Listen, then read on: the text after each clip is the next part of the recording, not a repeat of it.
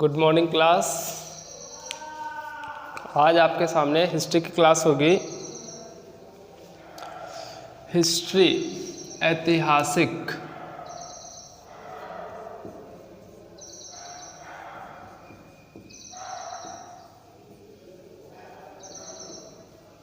भारत का इतिहास, ठीक है। तो इसमें क्या था, जो भारत था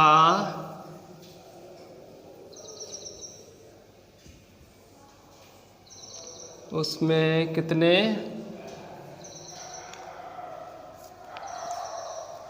पहले महाजनपद थे? 16 महाजनपद थे। कितने थे भारत में? 16 महाजनपद थे। कितने थे? 16। इस प्रकार से छोटे छोटे से क्या थे, महाजनपदों में हमारा भारत जो था वो क्या था, चल रहा था। इसमें एक जो था वो क्या था, बहुत ही महत्वपूर्ण था, वो था मगध। क्या था? मगध राज। कौन सा था? मगध राज।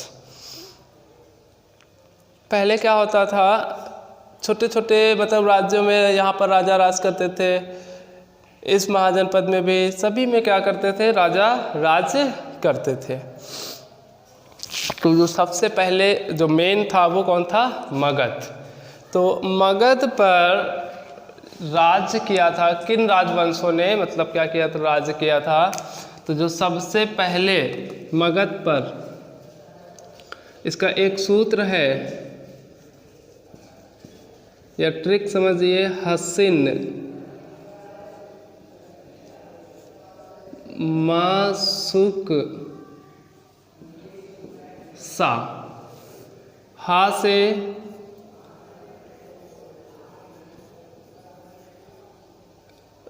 हर्यक वंश। कौन सा वंश? हर्यक वंश हो जाएगा।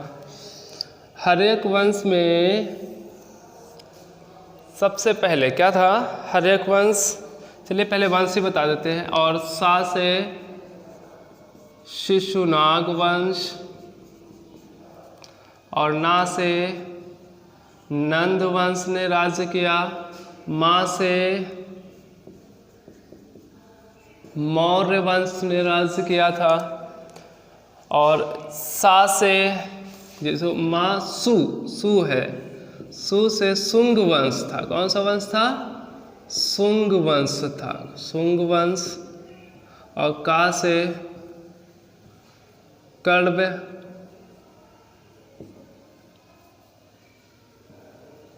कण्व वंश। और सा से था आंध्र सातवाहन, आंध्र सातवाहन, ठीक है। तो ये मगध पर जो राज्य करने वाले जो राजा थे या वंश थे, वो वंशज कौन कौन से थे?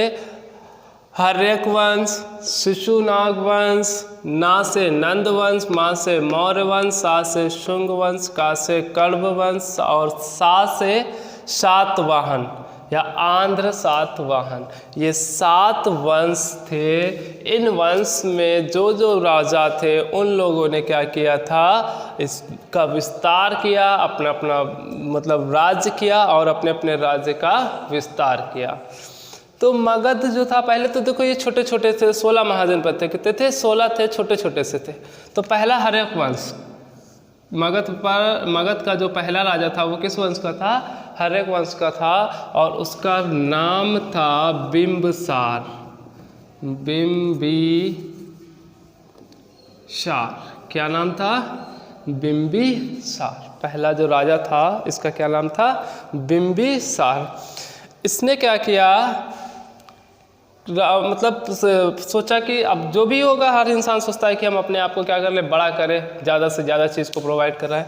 तो ये क्या था, राजा था मगध का। तो इसने सोचा हम अपने मगध राज्य को क्या करें, बड़ा करें।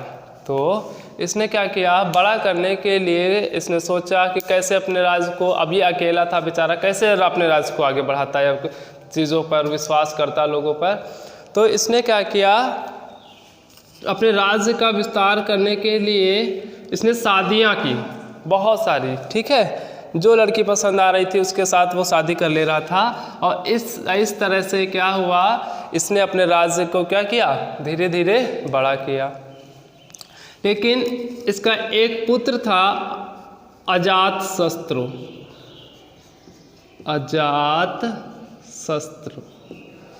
अजातशत्रु जो था इसका पुत्र था, और बिंबिसार ने अपने पुत्र की शादी नहीं की। इसने कहा फिर भी इसकी शादी नहीं की। तो अजातशत्रु ने क्या किया, अपने पिताश्री को मार दिया। जब उसकी शादी नहीं कर रहे थे तो उसको मार दिया, और उसको मार दिया तब क्या हुआ, अजातशत्रु ने अपने मगध राज्य का विस्तार करना शुरू कर दिया। इन्होंने भी भैया वही हाल किया जो बिंबिसार ने किया, वही इन्होंने भी यही काम किया।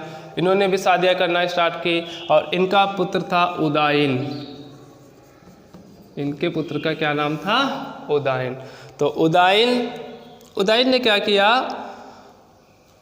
अजातशत्रु से यानी अपने पिताश्री से कहा, शादी के लिए कहा, लेकिन अजातशत्रु अपने में ही बिजी थे। उन्होंने इस चीज़ को मना कर दिया, और उदायन भी एक समय पर क्या हुआ, रुष्ट होकर के अपने पिताश्री की क्या कर दी, मृत्यु कर दी।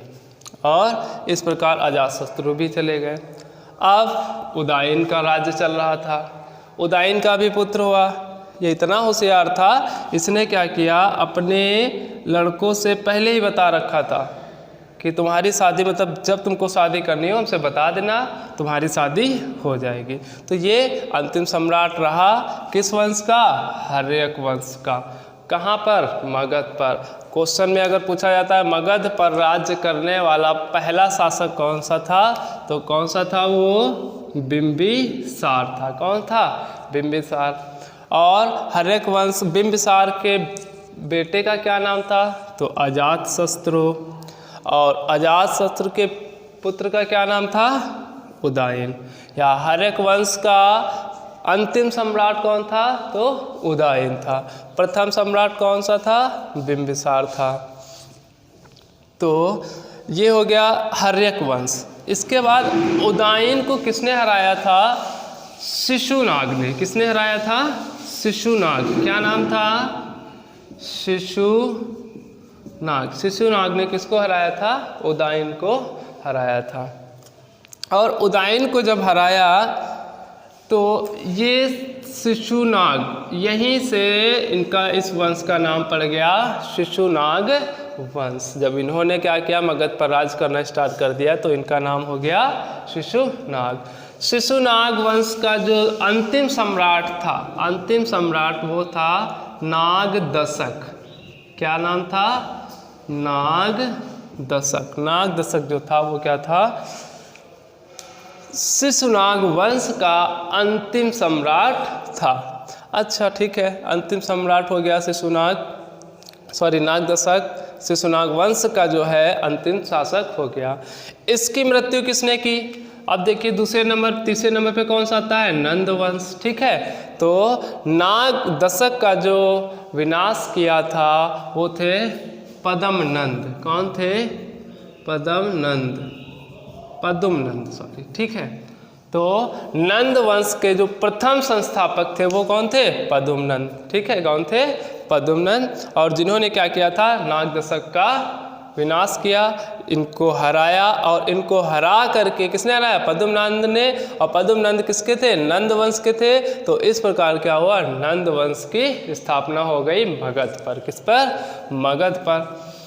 पद्मनंद जब राज्य कर रहे थे, ठीक है, पद्मनंद क्या कर रहे थे, जब राज्य कर रहे थे तो ये उसी समय इन्होंने कलिंग पर आक्रमण करके उसको अपने अधीन कर लिया था। एक राज्य था कलिंग, उसको क्या कर लिया था, अपने अधीन कर लिया था। पद्मनंद के पुत्र का नाम था घनानंद। क्या नाम था, घनानंद। क्या नाम था, घनानंद। घनानंद जो है राज्य कर रहा था इस पूरे मगध पर, धीरे धीरे विस्तार करते हुए बहुत बड़ा हो चुका था। अब हमारा मगध जो था क्या था, बहुत ही बड़ा हो चुका था। और उसके ऊपर ये क्या कर रहा था, राज्य कर रहा था। और यहाँ भारत देश से थोड़ा सा यहाँ पर एक तक्षशिला थी। क्या थी? तक्षशिला। जहाँ पर कौन रहता था? कौन रहता था? चाणक्य। क्या रहते थे? चाणक्य। कौन रहता था? चाणक्य रहते थे। इन्होंने, और उस समय तो आप सिकंदर के बारे में तो जानते ही होंगे। सिकंदर जो बहुत सारे देशों को हराता हुआ चला आ रहा था और उसकी नज़र कहाँ पर थी? भारत पर अब पड़ी थी। किसके ऊपर पड़ी थी? भारत के ऊपर पड़ी थी। लेकिन बीच में एक नदी आ गई थी, तो इस नदी को यहाँ तक वो सिकंदर यहाँ तक क्या हो चुका था? पहुँच चुका था। सिकंदर जो देशों को हराते हुए चला आ रहा था, तो उन सबका रक्त जो है नदी के द्वारा बहता हुआ आ रहा था। यहाँ पर चाणक्य जी ने देखा, इन्हें आभास हुआ कि सिकंदर जिस रफ्तार से चला आ रहा है मारता हुआ, उससे नहीं लगता है कि हमारा भारत देश बहुत ही मतलब क्या होगा, हमारा ये जो साम्राज्य है बच पाएगा उसकी चंगुल से। ये भी क्या कर लेगा? उसे अपने कब्जे में ले लेगा।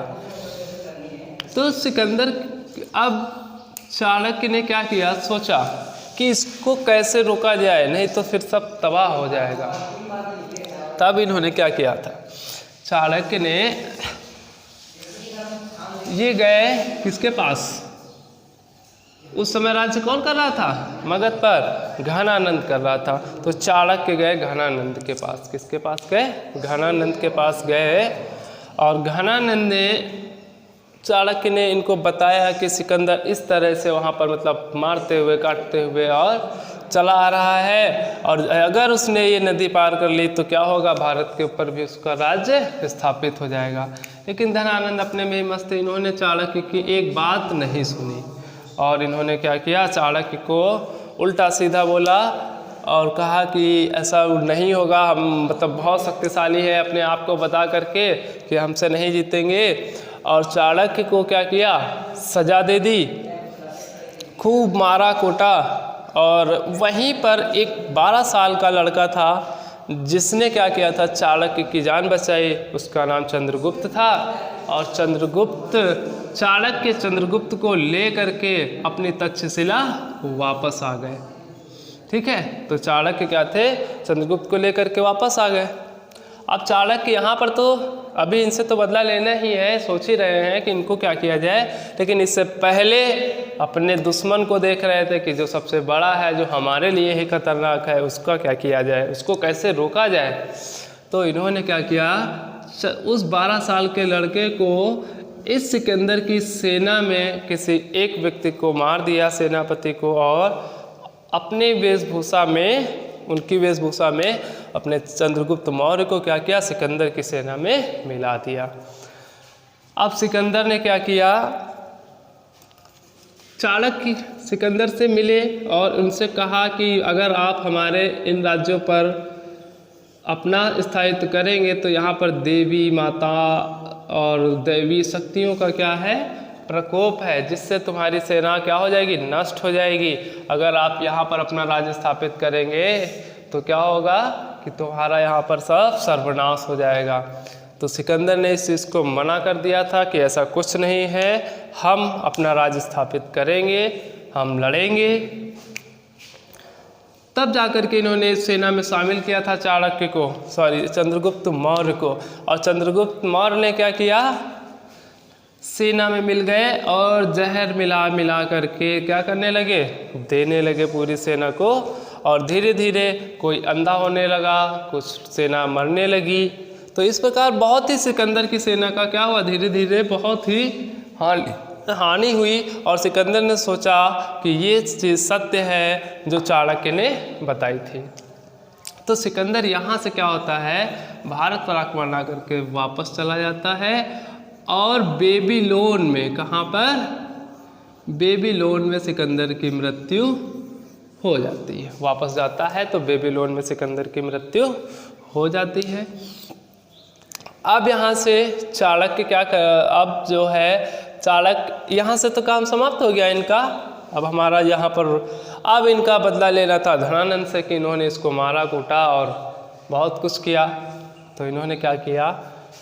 इनसे युद्ध करा दिया धनानंद को हरा दिया और चंद्रगुप्त मौर्य को क्या किया, मगध राज्य का राजा बना दिया। तो चंद्रगुप्त मौर्य क्या हो गए, अब मगध के राजा बन गए थे। तब जाकर के किस वंश का स्थापना हुई मगध पे, मौर्य वंश की हुई। किसकी हुई, मौर्य वंश की हुई। ठीक है, तो मौर्य वंश में, मौर्य वंश का जो पहला शासक था वो कौन था, चंद्रगुप्त मौर्य। चंद्रगुप्त मौर्य का जो है सिकंदर का एक सेनापति था। क्या, कौन था, सेल्यूलोस। क्या नाम था उसका, सेल्यूलोस। इसने क्या किया था, सिकंदर की बातों पे विश्वास नहीं किया और जब सिकंदर मर गया तब ये तुरंत आया और अब यहाँ पर तो राज किसका था, चंद्रगुप्त मौर्य का था। तो चंद्रगुप्त मौर्य के पर आक्रमण कर दिया और चंद्रगुप्त मौर्य ने क्या किया, इसको हरा दिया। और हराने के बाद जब ये हार चुका था तब इसने सोचा कि अब क्या किया जाए, अब तो हम हार ही चुके हैं, अपना सब दान ही दे चुके हैं, मतलब सब चला ही जाएगा। तो सेल्यूलोस की पुत्री थी, इसने क्या किया, अपनी पुत्री का विवाह चंद्रगुप्त मौर्य से कर दिया था। ठीक, उसका नाम कार्टिलोन था। और इन्होंने क्या किया, जो अफगानिस्तान पाकिस्तान था ये चंद्रगुप्त मौर्य को अपने दहेज के रूप में दिया था। और चंद्रगुप्त मौर्य ने सेल्यूलोस को 500 हाथी, कितने, 500 हाथी इनाम या भेंट स्वरूप क्या किए थे, सेल्यूलोस को दिए थे। तो ये चंद्रगुप्त मौर्य वंश में आए। तो सबसे पहले कौन था, चंद्रगुप्त मौर्य थे। ठीक है, चंद्रगुप्त मौर्य का जो पुत्र हुआ वो, उसका क्या नाम था, बिंदुसार। क्या था, बिंदुसार। तो ये चीज़ ध्यान रख लिया, जो मगध पर राज्य करने वाला पहला शासक था उसका क्या नाम था, बिंबिसार था। क्या था, बिंबिसार। और जो मौर्य वंश का राजा था वो कौन था, चंद्रगुप्त मौर्य। और चंद्रगुप्त मौर्य के बाद में जो राजा आया उसका नाम था बिंदुसार था। क्या था, बिंदुसार। तो कंफ्यूज मत होइएगा, जो पहला शासक था वो कौन था, बिंबिसार। और जो दूसरा मौर्य वंश का था वो कौन था, बिंदुसार था। ठीक है, तो बिंबिसार और बिंदुसार दोनों में कंफ्यूज ना होइएगा, दोनों अलग अलग हैं। ठीक है, तो बिंदुसार, अब क्या, बिंदुसार आया। बिंदुसार के 2 पुत्र थे। कितने पुत्र थे, 2 पुत्र थे, सुसेम और अशोक। कौन कौन थे, सुसेम और अशोक। तो सुसेम बड़ा पुत्र था और अशोक जो था छोटा था। बिंदुसार के 2 पुत्र थे, सुसेम और अशोक। बिंदुसार के 2 पुत्र थे, सुसेम और अशोक। बिंदुसार ने क्या किया, अपना राज बढ़ाने के लिए सुसेम को भेज दिया इधर, ये जो इस समय जम्मू कश्मीर ये वाला एरिया है इधर भेज दिया, और अशोक को इधर गुजरात की तरफ भेज दिया कि जाओ अपना अपना राज्य फैलाओ जा करके। तो इन्होंने क्या किया, ठीक है, फैलाते चले गए। यहाँ पर क्या हुआ, सुसेम जहाँ पर थे वहाँ पर इन्होंने क्या की, लड़ाई की, और सुसेम क्या हो गए, हार गए और तुरंत वापस कहाँ गए, मगध आ गए। तो इनके पिता ने फिर किसको बुलाया, अशोक को बुलाया और बताया ऐसे ऐसी घटना हुई है। तो अशोक को हुक्म मतलब आदेश दिया। तो अशोक क्या था, बहुत ही निर्दयी मतलब राजा था, और ये जा करके वहाँ पर सबका सत्यानाश करके आ गया और विजयी होकर के आ गया। उसी समय जब ये विजयी होकर के अशोक आया था, तब यहाँ पर क्या हुआ कि इनके जो पिताश्री थे बिंदुसार की क्या हो गई, मृत्यु हो चुकी थी। और इन्होंने असल में अपना राज्य पूरा घोषित करने जा रहे थे, तब इनकी मृत्यु हुई थी। और ये घोषित नहीं कर पाए थे कि राजा कौन है।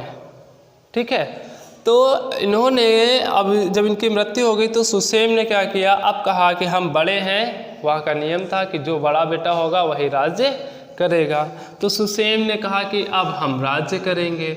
अब अशोक क्या हुए, बहुत ही क्रोधित हुए, बहुत ही नाराज हुए, कहने लगे अच्छा अभी तो हम तुमको हरा करके आए, तुम खुद हार करके आए थे, तुम्हारे जगह हम सब काम करके आए, सबको मार करके आए, अपना बना करके आए, अब यहाँ तुम अपना राज्य जमा रहे हो। इसी प्रकार बिंदुसार ये बात सोच ही रहे थे कि अभी सुसेन ने अपना नाम रखा, फिर तब तक और सारे लोग आ गए। बिंदुसार की कई पत्नियाँ थी, ठीक है, तो इनके कई बेटे थे।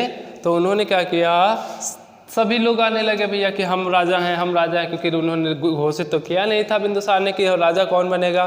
तो सब अपना अपना प्रस्ताव लेकर के आ गए।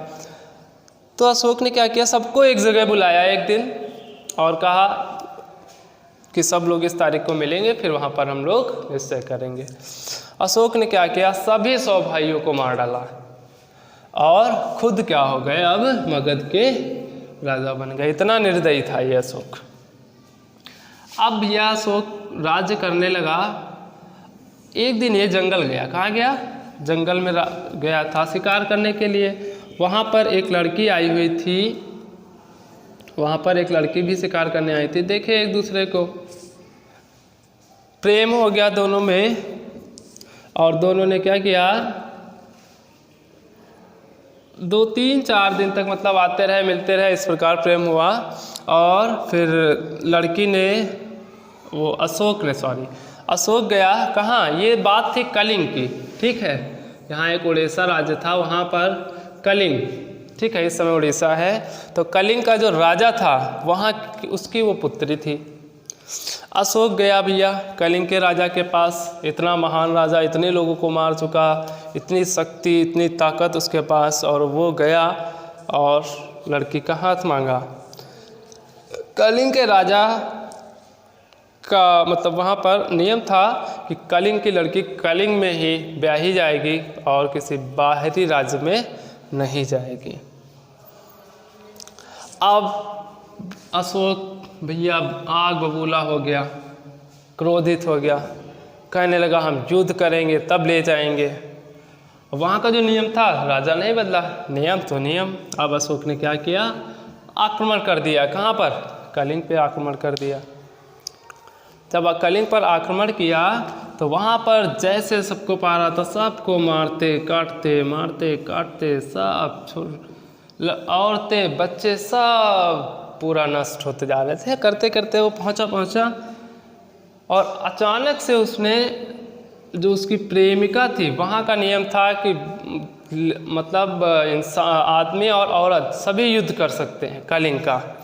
तो वो लड़की भी क्या कर रही थी, युद्ध कर रही थी, और अशोक ने क्या किया, उसकी गर्दन उड़ा दी। सबको मारते मारते उसने उसको देख नहीं पाया और गर्दन उड़ा दी। और जब गर्दन नीचे गिरी तब उसने देखा, और अशोक ने यहीं से अपने हथियार क्या कर दिए थे, डाल दिए थे। उसने युद्ध नीति जो है छोड़ दी थी। तो इस प्रकार क्या हुआ था, अशोक ने अपने हथियार छोड़े थे और कलिंग को जीत लिया था। उसी समय जब सबको मार डाला था, छोटे छोटे बच्चों सभी को मार डाला था उसमें। इतना मतलब निर्दयी शासक था। लेकिन जब अपनी बारी आई तब जा कर के वो क्या हुआ, अलग हुआ, सही हुआ।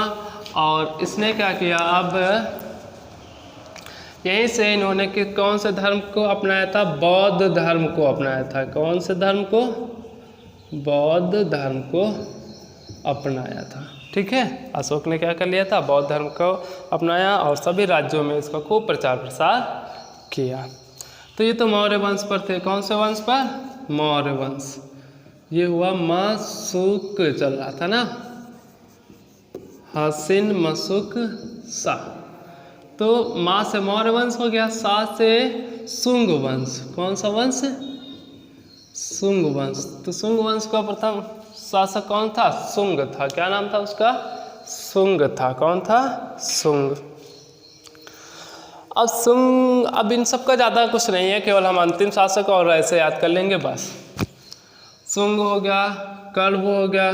कण्व वंश के शासक थे वासुदेव, ठीक है। कौन था, वासुदेव। और इसके थे सिमुक, ठीक है। और शुंग वंश का शुंग था। तो देखिए कण्व वंश का जो संस्थापक वासुदेव थे, कौन थे? वासुदेव। और हाँ, अंतिम शासक शुंग वंश का जो अंतिम शासक था वो कौन था? देवभूति। क्या था? देवभूति।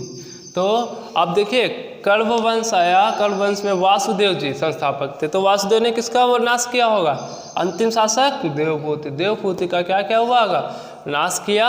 और नाश करने पर क्या हुआ? वासुदेव जी ने अपनी स्थापना कर दी। और स्थापना की तो वासुदेव जी तो कण्व वंश के थे, तो वंश कौन सा स्टार्ट हो गया? कण्व वंश हो गया। कण्व वंश के बाद आता है ये सिमुक, सातवाहन। सातवाहन में कौन है? सिमुक। संस्थापक कौन थे? सिमुक थे। यहाँ पर थे, चलो अच्छा। तो ये क्या हो गया? सिमुक, सातवाहन हो गया, सिमुक संस्थापक थे। इन्होंने भी किसी को मारा होगा, तो पीछे कौन था? कण्व वंश। कण्व वंश का संस्थापक, प्रथम संस्थापक वासुदेव। और अंतिम संस्थापक कौन होंगे? सुसेन शर्मा। सुशर्मा थे। क्या थे? सुशर्मा। तो कण्व वंश का जो अंतिम संस्थापक थे वो कौन थे? सुशर्मा।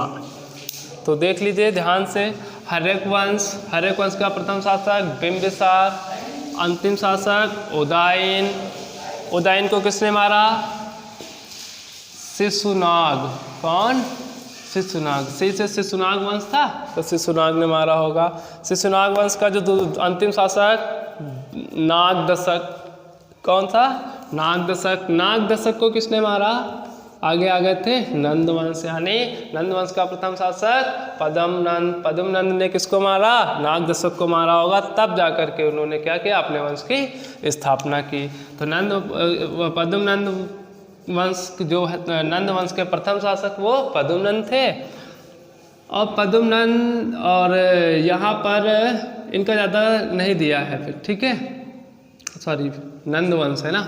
पद्मनंद के बेटे का क्या नाम था? पद्मनंद के बेटे का क्या नाम था?